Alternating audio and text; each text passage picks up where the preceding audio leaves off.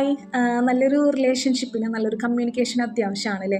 നന്നായി സംസാരിക്കുന്ന ആളുകളോടും നല്ല വാക്കുകൾ തരുന്ന ആളുകളോടും നമുക്കൊരു പ്രത്യേക ഇഷ്ടം തോന്നാറുണ്ട് അല്ലേ? പക്ഷേ നമ്മളെ സങ്കടപ്പെടുത്താനും ആ വാക്കുകൾ തന്നെ മതി എന്നുള്ളതാണ്.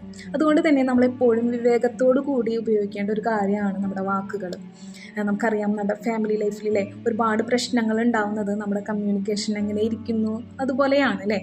നമുക്ക് അറിയാം നമ്മുടെ ഫാമിലിയിൽ ഒരുപാട് പ്രശ്നങ്ങൾ ഉണ്ടാവാറുണ്ട്. ആ ഒരു പ്രശ്നങ്ങൾക്കൊക്കെ ഏറ്റവും ഒരു വില്ലൻ എന്ന് പറയുന്നത് കമ്മ്യൂണിക്കേഷനാണ്. നമ്മൾ നമ്മുടെ ഹസ്ബൻഡിന് ഉപദേശിക്കാറുണ്ട് അല്ലേ? ഒരു ഉപദേശം ചിലപ്പോൾ എല്ലാ സമയവും അവർക്ക് ഇഷ്ടപ്പെടണം എന്നില്ല അല്ലേ? ഞാനെന്താ ഒരു കുട്ടിയാണോ എന്നൊക്കെ ആയിരിക്കും അവർ ചിന്തിക്കാം. അതുപോലെ തന്നെ നമ്മളെന്തെങ്കിലും സാധനങ്ങളൊക്കെ വാങ്ങിക്കൊണ്ടുവരാൻ പറയുന്ന സമയത്ത് അല്ലേ, എന്തെങ്കിലും ഒന്ന് മിസ്സായി കഴിഞ്ഞിട്ടുണ്ടെങ്കിൽ നമ്മളതിനെ ചൊല്ലിയിട്ട് ഒരുപാട് തർക്കങ്ങൾ ഉണ്ടാവാറുണ്ട് അല്ലേ?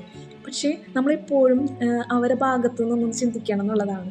അവരുടെ സിറ്റുവേഷൻ നമ്മൾ മനസ്സിലാക്കിക്കൊണ്ട് സംസാരിക്കണം എന്നുള്ളതാണ്. നമുക്കറിയാം അവർ വർക്ക് കഴിഞ്ഞ് വീട്ടിലേക്ക് വരുന്ന സമയമല്ലേ, ഒരുപാട് സ്ട്രെസ് ഉണ്ടാവും, ക്ഷീണം ഉണ്ടാവും, അതുപോലെ തന്നെ വിശപ്പുണ്ടാവും. അതൊക്കെ സഹിച്ചിട്ടാണ് അവർ വീട്ടിലേക്ക് കടന്നു വരുന്നത്. ആ ഒരു സമയത്ത് നമ്മൾ എന്തെങ്കിലും സീരിയസ് ആയിട്ട് അല്ലെങ്കിൽ നമ്മുടെ പ്രശ്നങ്ങൾ കൊണ്ടാണ് നമ്മൾ മുന്നിലോട്ട് പോകുന്നതെങ്കിൽ നമ്മൾ പ്രതീക്ഷിക്കുന്ന മറുപടി ആയിരിക്കില്ല നമുക്ക് തിരിച്ചു കിട്ടുക അല്ലേ? അങ്ങനെയാണ് അവിടെ പ്രശ്നങ്ങൾ ഉണ്ടാകുന്നത്. അപ്പോൾ എപ്പോഴും നമ്മൾ അവരെ മനസ്സിലാക്കിക്കൊണ്ട് സംസാരിക്കുക, അവരുടെ സിറ്റുവേഷൻ എന്താണോ അത് മനസ്സിലാക്കിക്കൊണ്ട് സംസാരിക്കുക എന്നുള്ളതാണ്. അതുപോലെ തന്നെ നമ്മുടെ മക്കളോടും അല്ലേ, നമ്മുടെ മക്കൾ ഒരുപാട് പ്രശ്നങ്ങളായിട്ട് നമ്മളെ ഏരിയത്ത് വരുന്ന സമയത്തല്ലേ, നമ്മൾക്ക് നേരെ ഇല്ല കേൾക്കാൻ, മതി പറഞ്ഞത് അങ്ങനെയൊന്നും പറയാതെ നമ്മളവരെ കേൾക്കാനായിട്ട് തയ്യാറാവാം. ചിലപ്പോൾ അവർക്കൊരു സൊല്യൂഷൻ ആയിരിക്കില്ല അവിടെ വേണ്ടത്, അവരെ നമ്മൾ കേൾക്കാനായിട്ട് തയ്യാറാവണം എന്നുള്ളതാണ്. അങ്ങനെ അവിടെ അവർക്കും സന്തോഷം ഉണ്ടാവും, നമുക്കും സന്തോഷം ഉണ്ടാവും എന്നുള്ളതാണ്.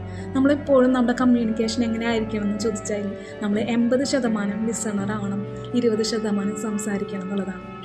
അപ്പോൾ നമ്മളെപ്പോഴും നമ്മൾക്ക് മുന്നിലുള്ള ആളുകളെ മനസ്സിലാക്കിക്കൊണ്ട് സംസാരിക്കുക, അതുപോലെ നല്ല വ്യക്തതയോടുകൂടി സംസാരിക്കുക അല്ലേ?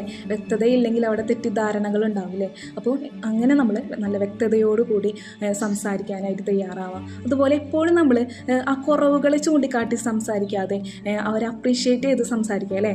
അവർക്ക് എന്തൊക്കെയോ നന്മകളുണ്ട് അല്ലേ, പോസിറ്റീവായിട്ടുള്ള കാര്യങ്ങൾ അവർക്കുണ്ട്, അത് ചൂണ്ടിക്കാണിച്ചുകൊണ്ട് അവർ അപ്രീഷിയേറ്റ് ചെയ്ത് സംസാരിക്കുക എന്നുള്ളതാണ്. അങ്ങനെയാണ് നല്ലൊരു കമ്മ്യൂണിക്കേഷൻ നമുക്ക് ഉണ്ടാക്കിയെടുക്കേണ്ടത്. Thank you.